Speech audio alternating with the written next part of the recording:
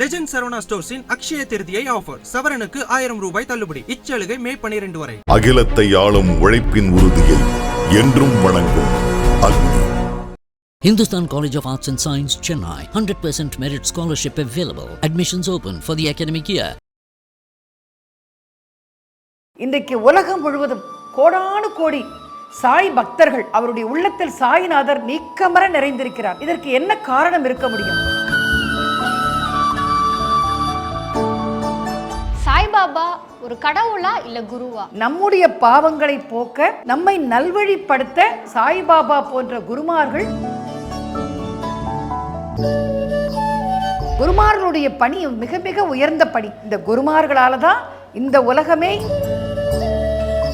தண்டிக்க மாட்டார்கள், கண்டிப்பார்கள். அது மாதிரி ஒரு அன்போடு திருத்தி நல்வழிப்படுத்துகிறார். இதுதான் சத்குரு சாய் பாபாவினுடைய. எந்தெந்த உருவத்தில் என்னை வழிபட வேண்டும் என்று ஆசைப்படுகிறார்களோ அந்தந்த உருவத்தில் நான் அவர்கள் முன்னால் காட்சியளித்து அவர்களுக்கு தேவையானவற்றை நிறைவேற்றி கொடுப்பேன். பாபா தாம் வாழ்ந்த காலம் வரை மசூதி மாயி என்று தம்மை குறிப்பிட்டார். மசூதியில் இருக்கக்கூடிய அன்னை அம்பாள். ஆக இதிலிருந்தே நாம் என்ன தெரிந்து கொள்ள வேண்டும் என்றால், பாபாவும் கபீர்தாசருடைய அடுத்த அவதாரம் என்று சொல்கிறார்கள். ஆக பாபா இஸ்லாமிய குடும்பத்தில் பிறந்தாலும் தன்னுடைய வாழ்நாள் முழுவதும். ஐபிசி பக்தி நேயர்கள் அனைவருக்கும் அன்பு வணக்கம். இன்னைக்கு உலகத்துல மக்கள் மனங்களில் கொண்டாடக்கூடிய ஒரு மனிதர், கடவுள் அப்படிங்கிறத தாண்டி இன்னைக்கு எங்களுடைய குடும்பத்துல ஒருத்தர் அப்படின்னு சொல்லி மக்களால் அன்பாக பார்க்கப்படக்கூடியவர். இன்னைக்கு பிள்ளையார் கோவில் எப்படி ஒவ்வொரு கிராமத்துலேயும் ஒவ்வொன்றும் இருந்துச்சோ, இன்னைக்கு அதுபோலவே இன்னைக்கு உலகத்தின் நிறைய இடங்களில் சாய்பாபாவிற்கான கோவில் இருக்கு. இன்று நிறைய சாய்பாபா பக்தர்கள் உருவாகி இருக்கிறார்கள். இந்த காலத்தில் மக்களினுடைய மனங்களில் ஏன் சாய்பாபா இவ்வளவு பெரிய ஒரு உயரத்தை பிடிச்சிருக்காரு, தன்னுடைய கவலைகளை எல்லாம் சொல்லி அழுகின்ற பக்தர்களை அவர் எப்படி தேர்ச்சி கொண்டிருக்கிறார் அப்படிங்கிற விஷயத்தை தான் இந்த சாய்பாபா சீரீஸில் நம்ம பார்க்க போகிறோம். சாய்பாபா பற்றிய நிறைய விஷயங்கள் எனக்குமே தெரியாது, உங்களோடு சேர்ந்து நானும் தெரிஞ்சுக்க போகிறேன். இந்த விஷயங்களை எல்லாம் நம்மோடு பகிர்ந்து கொள்வதற்கு இன்னைக்கு சாய்பாபாவினுடைய மிகப்பெரிய பக்தை, அவரை மனதில் நினைத்து நிறைய விஷயங்களை பண்ணிட்டு இருக்க பாபா மாமி நம்ம கூட இருக்காங்க. வணக்கம்மா. ஓம் ஸ்ரீ சாயி நாதாய நமக. குரு பிரம்மா குருர் விஷ்ணு குருர் தேவோ மகேஸ்வரக குருர் சாக்ஷாத் பரபிரம்மா தஸ்மை ஸ்ரீ குரவே நமக. ஐபிசி பக்தி நேயர்களுக்கு என்னுடைய அன்பார்ந்த வணக்கங்கள். இன்றைக்கு உலகம் முழுவதும் கோடானு கோடி சாய் பக்தர்கள் அவருடைய உள்ளத்தில் சாய்நாதர் நீக்கமர நிறைந்திருக்கிறார். இதற்கு என்ன காரணம் இருக்க முடியும்? எளிமையின் தத்துவம், இனிமையினுடைய எண்ணுருவம். யார் என்ன கோரிக்கை வைத்தாலும் உடனடியாக நிறைவேற்றி கொடுக்கக்கூடிய ஒரு தன்மை. இப்படிப்பட்ட ஒரு கலியுக தெய்வமாக சாய்பாபா எல்லாருடைய உள்ளங்களிலும் இருக்கார். அப்படிப்பட்ட ஒரு கலியுக தெய்வத்திற்கு நிறைய பக்தர்கள் இருந்தாலும் அவரை பற்றின விவரங்களை தெரிந்து கொள்ள வேண்டும். அப்படி உண்மையாக தெரிந்து கொண்டு அவருடைய வழியை பின்பற்றுபவர்களால் மட்டுமே அவருடைய உண்மையான பக்தர்களாக இருக்க முடியும். நான் சாய்பாபா பக்தர் என்று சொல்லிக் கொள்வதை விட சாய்பாபா என்ன சொன்னார் அப்படிங்கிறத ஃபாலோ பண்ணணும். அப்படிப்பட்ட சாய்பாபாவினுடைய ஒரு வழிமுறைகளை, நமக்கு காட்டிய வழிமுறைகளை நாம் எப்படி பின்பற்ற வேண்டும் அப்படிங்கிறத நிறைய விஷயங்கள் உங்களுடைய மனதில் இருக்கும். அது எல்லாவற்றுக்கும் இன்றைக்கு ஐபிசி பக்தி தொலைக்காட்சியின் மூலமாக அத்தனை பேருக்கும் சென்று சேரக்கூடிய வகையில் ஒரு வாய்ப்பை கொடுத்த ஐபிசி பக்தி சேனலுக்கு நன்றியை தெரிவித்து நம்முடைய உரையை நம்ம துவங்குவோம். சாய்பாபா எந்த மதத்தை சார்ந்தவர் அப்படிங்கிற சந்தேகம் என்ன மாதிரியே இந்த நிகழ்ச்சியை பார்த்துட்டு இருக்க நேயர்கள் நிறைய பேருக்கு இருக்குமா? ஏன் அப்படின்னா சாய்பாபாவுக்கு வேதங்கள், உபநிடதங்கள் எல்லாமே தெரியும். அதே மாதிரி ஒரு மசூதியில், தர்காவில் எந்த மாதிரியான வழிபாட்டு முறைகள் இருக்கும் அப்படிங்கிற மாதிரியான தகவல்களும் தெரியும். இப்போ சாய்பாபா எந்த மதத்தை சார்ந்தவர்? மகான்கள் என்று சொன்னாலே மதங்களை கடந்தவர்கள். மதங்கள் இறைவனால் ஏற்படுத்தப்பட்டது அல்ல, மனிதர்களால் உருவாக்கப்பட்டது தான் மதம்.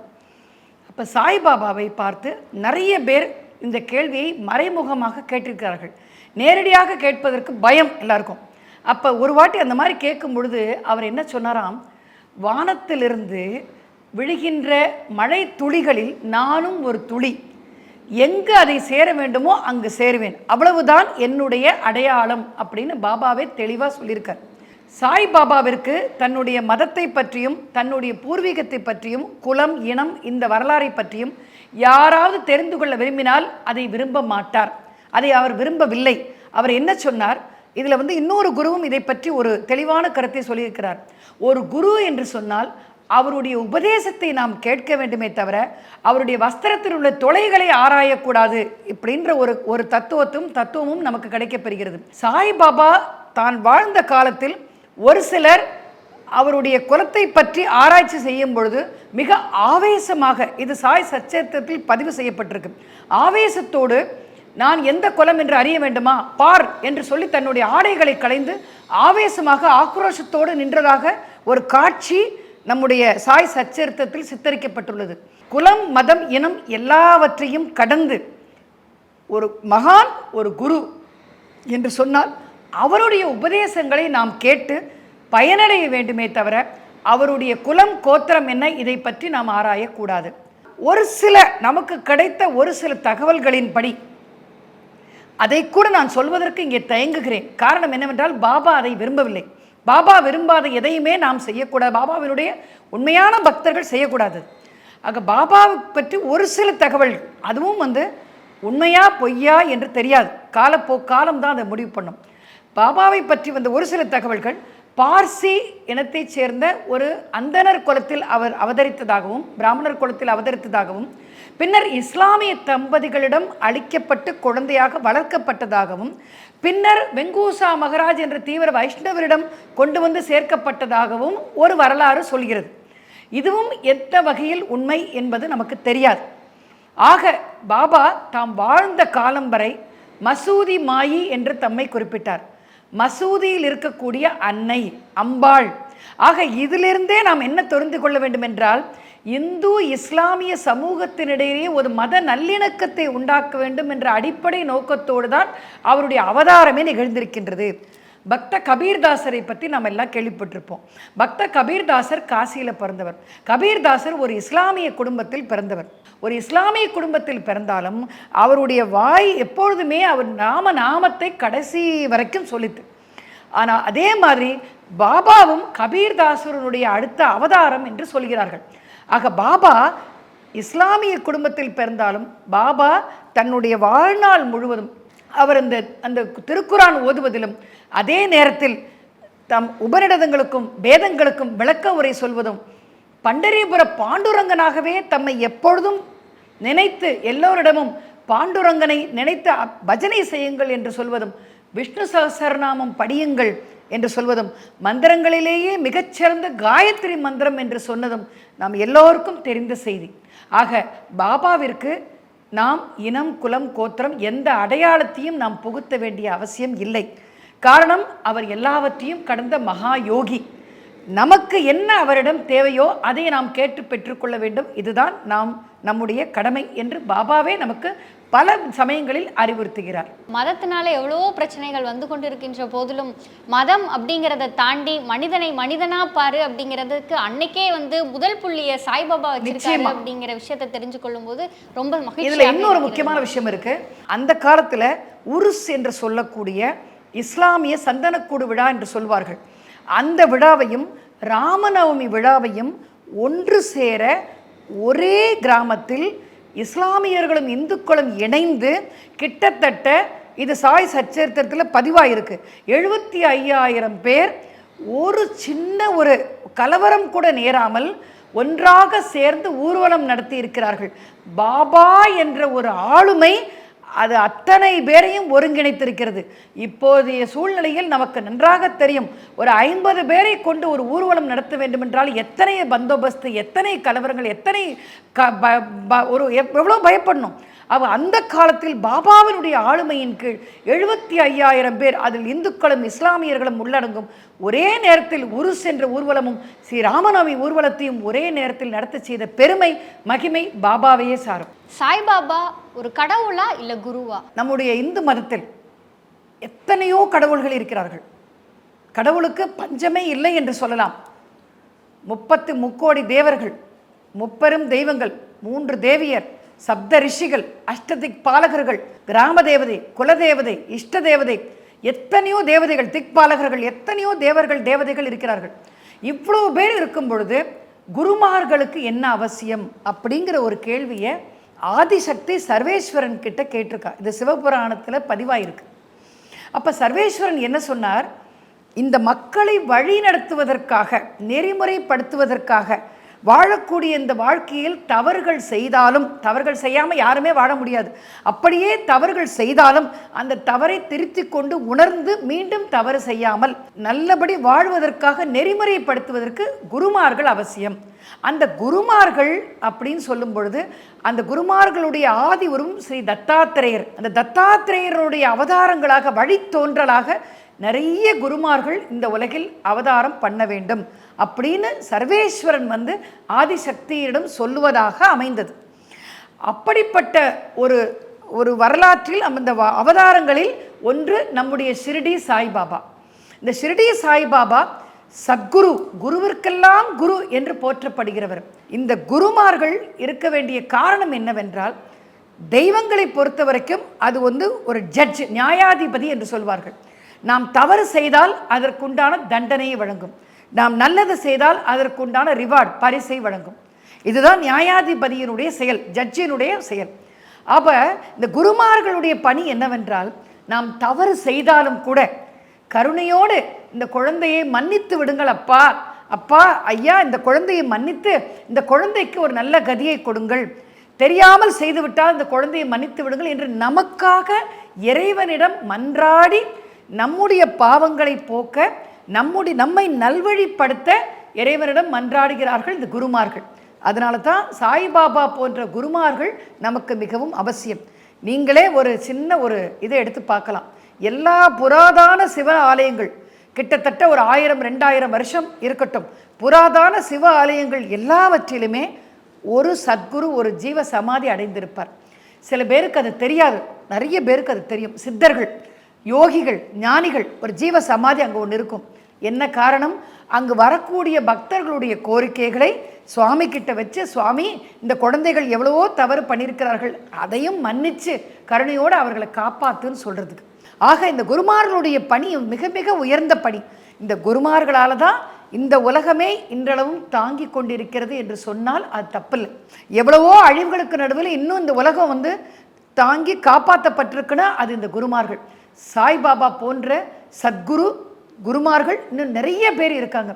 ஆகிலும் குறிப்பாக இந்த சாய்பாபா கலியுக தெய்வமாக இந்தியாவில் மட்டுமல்ல, உலகம் முழுவதும் எல்லா இடங்களிலும், பல நாடுகளுக்கு சென்று வந்த அனுபவத்தில் நான் சொல்கிறேன், எல்லா இடங்களிலும் ஷிரடி சாய்பாபாவினுடைய ஆலயங்கள் இருக்கின்றன, பாபாவிற்கான பக்தர்கள் இருக்கிறார்கள்.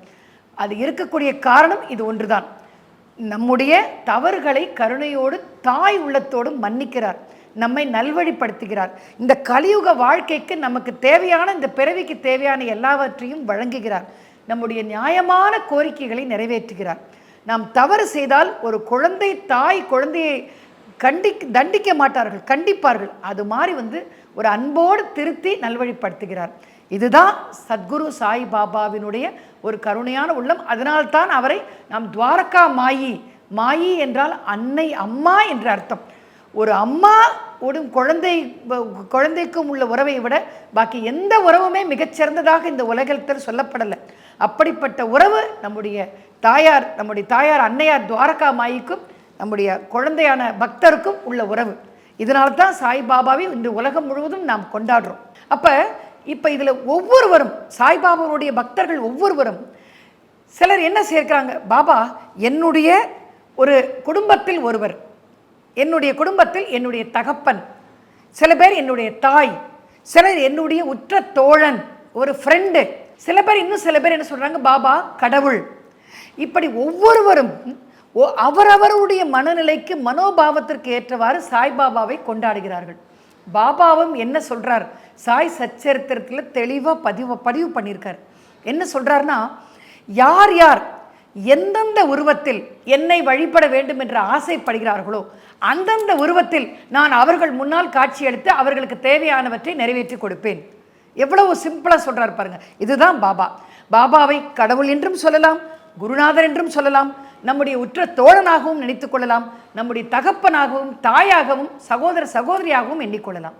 ஓம் சாய்ராம். இப்போ பாபாவை நம்ம குருவா பார்க்குறோம் அப்படின்னா எல்லாருமே வந்து குருவாக மாறுவதற்கு முன்னாடி யாராவது ஒரு குரு கிட்ட சிஷ்யனாக இருந்திருப்பாங்க. அப்போ பாபாவை வந்து ஒரு குருவாக மாற்றிய அந்த குரு யாரு அப்படிங்கிறத பகிர்ந்துக்கலாமே. பாபாவினுடைய குரு, எல்லாருக்கும் குரு இருந்திருப்பாங்க. குரு இல்லாதவர்கள் யாருமே இருக்க முடியாது. பகவானுடைய அவதாரம் என்று சொல்லக்கூடிய ஸ்ரீமன் நாராயணனுடைய அவதாரம் என்று சொல்லக்கூடிய கிருஷ்ணருக்கே சாந்தியபனிங்கிற குரு இருந்திருக்கார். அதே மாதிரி பகவானுடைய அவதாரம் என்று சொல்லக்கூடிய ஸ்ரீ ராமச்சந்திர பிரபுவுக்கே வசிஷ்டர் விஸ்வாமித்திரர் குருவாக இருந்து அவர்களை வழிநடத்தி இருக்கிறார்கள். அப்படி இருக்கும் பொழுது நம்முடைய சத்குரு சாய்நாதர் பல இடங்களில் தமது குருவுக்கும் தமக்கும் உள்ள தொடர்பை, புனிதமான ஆத்ம தொடர்பை குறிப்பிட்டிருக்கிறார். சாய் சச்சரித்திரத்தில் பாபாவினுடைய குருவினுடைய பெயர் குறிப்பிடவில்லை. ஆனால் சாய் குருச்சரித்திரம், அதாவது ஸ்ரீ தாஸ்கோடு மகாராஜ் அவர்கள் பாபாவினுடைய பரம பக்தர், பாபாவினுடைய ஆரத்தி பாடல்கள் எல்லாம் அட்கரோடு இணைந்து எழுதியவர்.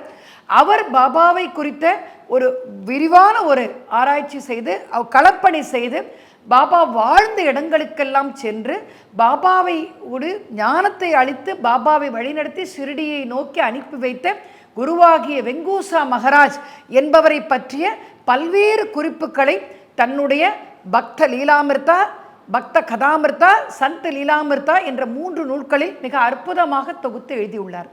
ஆக பாபாவினுடைய குரு ஸ்ரீ வெங்கூசா மகாராஜ் என்ற ஸ்ரீமன் நாராயணனுடைய அவதாரம் ஆவார். இதுதான் வந்து நம்முடைய தாஸ்கோடு மகாராஜ் சாய்பாபாவினுடைய குருவை பற்றி குறிப்பிட்டது.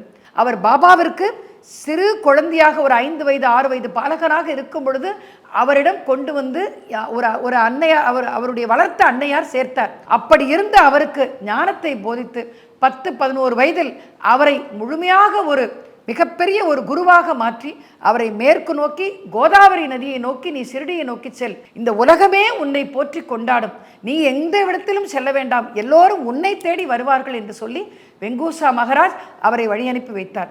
இதுதான் வந்து பாபாவை குறித்த, பாபாவினுடைய குருவை பற்றிய ஒரு வரலாறு. அம்மா, இப்போ சாய்பாபாவினுடைய குரு வெங்குசா மகாராஜ் அவரை பற்றி எங்களுக்குமே நிறைய விஷயங்கள் தெரியாது. சாய்பாபாவுக்கு ஒரு குரு இருந்திருக்காங்களா, அப்போ அவரும் போற்றுதலுக்குரியவர் அப்படிங்கிற விஷயத்த ஒரு பெரிய தகவலை நீங்கள் எங்களுக்கு தந்திருக்கீங்கம்மா. அடுத்ததாக என்ன அப்படின்னா, இப்போ ஒரு மகான் பிறக்க போகிறாரு அப்படின்னு சொன்னால் அதற்கு முன்னாடியே இப்படி ஒரு மனிதர் இங்கே அவதரிப்பார் அப்படிங்கிற மாதிரியான விஷயங்கள் எல்லாமே யாராவது ஒருத்தர் மூலமாக இந்த உலகத்துக்கு தெரிய வரும். அப்போ அதே மாதிரி சாய்பாபா அவதரிக்க போகிறார் அப்படிங்கிறத பற்றின ஒரு தகவலும் இங்கே வந்திருக்காமா? சாய்பாபாவினுடைய அவதாரம் நிகழும் அப்படிங்கிற தகவல் நமக்கு தெரியுமா தெரியாதாங்கிறது அது ஒரு வரலாறு. அதற்கு முன்னால் வெங்கூசா மகாராஜ் என்ற ஸ்ரீமன் நாராயணனுடைய அவதாரம் நிகழ்ந்த பொழுது வெங்கூசா மகாராஜுக்கு அவர் வந்து காசிக்கு அவருடைய புடைசூழ அவருடைய சிஷ்யர்களோடு குடும்பத்தினரோடு காசிக்கு செல்கிறார். காசிக்கு சென்று விட்டு திருப்பி அவர் வரும்பொழுது ஒரு தர்கா என்று சொல்லக்கூடிய இடம் வந்து இஸ்லாமிய மகான்கள் நல்லடக்கம் செய்யக்கூடிய இடம். அந்த தர்கா, அந்த இஸ்லாமிய மகான்கள் உரைகின்ற இடம் அந்த தர்கா. அப்படி ஒரு தர்காவிற்கு, ஒரு புனிதமான ஒரு மகான் அடங்கி இருக்கக்கூடிய ஒரு தர்காவிற்கு எதேச்சியாக வெங்கூசா மகாராஜ் செல்ல வேண்டிய ஒரு கட்டாயம் நேர்கிறது. அப்பொழுது அவரை அந்த தர்காவில் உள்ள மகான் வரவேற்கிறார். சுற்றியிருப்பவர்களுக்கெல்லாம் ஆச்சரியம், ஒரு தீவிர வைஷ்ணவர் இஸ்லாமிய தர்காவிற்குள் நுழைகிறாரே என்று அவர்களெல்லாம் தயங்கியபடி பின்னால் நிற்கிறாங்க. வெங்கூசா மகாராஜ் தைரியமாக உள்ளே செல்கிறார். உள்ளே சென்றவுடன் அந்த தர்காவில் அடங்கி இருந்த மகான் இவருக்கு வெங்கூசா மகாராஜ் அவர்களுக்கு சாய் பாபாவினுடைய வரவை பற்றி கட்டியம் கூறுகிறார். அவர் என்ன சொல்கிறார் என்றால், விரைவிலேயே இந்த உலகமே போற்றத்தக்க ஒரு மகான் ஒரு குழந்தையாக உன்னிடத்தில் வந்து சேரும், அவருக்கு ஞானத்தை அளித்து அவரை வழிநடத்தி அவரை அனுப்பி ஷிரடியை நோக்கி செல்ல வைக்க வேண்டியது உன்னுடைய கடமை அப்படின்னு சொல்லி அந்த தர்காவிலிருந்து ஒலித்த அந்த குரலை அங்கிருந்த எல்லோருமே கேட்டிருக்கிறார்கள். அப்படிப்பட்ட குரல் அங்கிருந்து ஒலித்தவுடன் வெங்கூசா மகாராஜ் அந்த தர்காவில் உள்ள மகானுக்கு தன்னுடைய வணக்கத்தை செலுத்திவிட்டு திரும்ப வந்து விடுகிறார். வந்தவுடன் தான் ஒரு அன்னை அந்த குழந்தையை, பாபாவை குழந்தையாக தன்னுடைய முதுகில் சுமந்து கொண்டு வருகிறார்.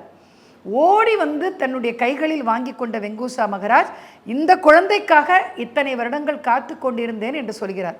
அப்போ அந்த குழந்தையும் கொஞ்சம் கூட வேற்றுமுகம் பார்க்காமல், இனிமேல் நீங்கள் தான் என்னுடைய குரு, நீங்கள் என்ன சொல்கிறீர்களோ அதை செய்ய வேண்டியதான் என்னுடைய கடமை. தாய் தகப்பன் எல்லாமே இனிமேல் நீங்கள் தான். அந்த குழந்தை அவருடைய கழுத்தை கட்டிக்கொள்கிறது. இதுதான் மிகப்பெரிய அற்புதம். இதுதான் பாபாவினுடைய, நம்முடைய ஷிரடி சாய் பாபா வெங்கூசா மகாராஜ் அவர்களிடம் ஒரு பாலகனாய் வரப்போவதை பற்றிய ஒரு தர்காவிலிருந்து ஒரு மகான் கட்டியம் கூறுவதாக அமைந்த செய்தி ஸ்ரீ தாஸ்கோனு மகாராஜ் அவர்களால் தொகுத்து அளிக்கப்பட்டது. ஒரு மிகப்பெரிய ஒரு மனுஷர் கணிச்சிருக்காரு அப்படிங்கிற ஒரு அருமையான தகவலை கொடுத்துருக்கீங்க. இது மக்களுக்கு மிகவும் பயனுள்ள ஒரு தகவலாக இருக்கும். சாய்பாபாவை பற்றி நமக்கே தெரியாத நிறைய விஷயங்களை அம்மா நம்ம கூட பகிர்ந்திருக்காங்க. இதையெல்லாம் கேட்கும் பொழுது சாய்பாபாவை பற்றின அன்டோல்டு மிஸ்ட்ரிஸ் நமக்கு நிறைய தெரிய வருகிறது. இன்றைக்கி நம்ம எல்லாருமே சாய்பாபாவை பின்பற்றி கொண்டிருக்கிறோம், வணங்கி கொண்டிருக்கிறோம். அப்போ சாய்பாபாவை பற்றின முழுமையான தகவல்களை எல்லாம் நம்ம தெரிஞ்சுக்கிட்டு அவரை வணங்கணும்னா இன்னுமே நமக்கு சிறப்பான விஷயங்களாக இருக்கும். இதே மாதிரியான நிறைய தகவல்கள் இனி வரும் காலங்களில் நம்ம ஐபிசி பக்தியில ஒளிபரப்ப போகுது. எல்லாரும் ஐபிசி பக்தி சேனலை சப்ஸ்கிரைப் பண்ணிக்கோங்க.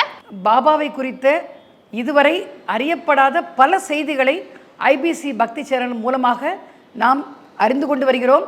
தொடர்ந்து ஐபிசி பக்தி சேனலில் பாபாவை குறித்த முழுமையான தகவல்களை நாம் அறிந்து கொள்வோம். ஐபிசி பக்தி சேனலை சப்ஸ்கிரைப் பண்ணுங்க. தொடர்ந்து என்னோடு பாபாவினுடைய விவரங்களை தெரிந்து கொள்வதில் பயணிக்குமாறு உங்களை அன்போடு வேண்டிக் கொள்கிறோம். நன்றி. நன்றி, வணக்கம். லெஜண்ட் சரவணா ஸ்டோர்ஸின் அக்ஷய திருதியை ஆஃபர். சவரனுக்கு 1000 ரூபாய் தள்ளுபடி. இச்சலுகை மே 12 வரை. அகிலத்தை ஆளும் உழைப்பின் உறுதியை என்றும் வணங்கும் அக்னி. Hindustan College of Arts and Science, Chennai. 100% merit scholarship available. Admissions open for the academic year.